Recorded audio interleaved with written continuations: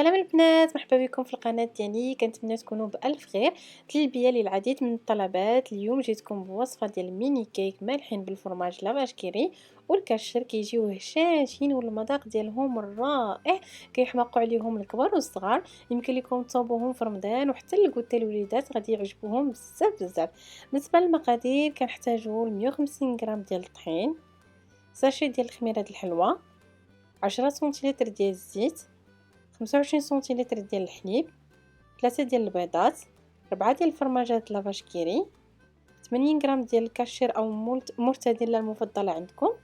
وغادي نحتاجو شويه ديال الملحه، الابزار، ثومه غبره، شويه ديال الزعتر وشويه ديال المعدنوس.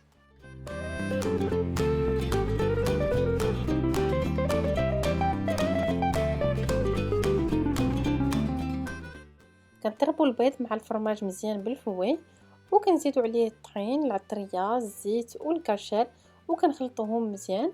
من بعد كنزيدوا الحليب وكنستمروا في الخلط حتى كنحصلوا على عجينه خفيفه. هادشي اللي كيخليها تكون رطبه وهشه بزاف منين كطيب.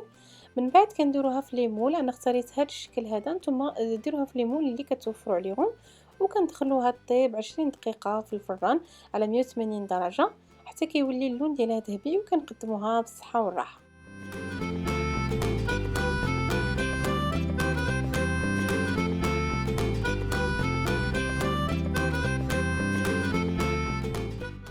هذا هو الشكل النهائي ديال لي ميني كيك سالي ديالنا. كيجيو لذاذين وهشاشين بزاف بزاف. انا بعدا ولدي كيحماق عليهم. كنتمنى وصفه اليوم تنال اعجابكم. ان شاء الله في الفيديوهات القادمه غادي نخصوها للحلويات ديال العيد.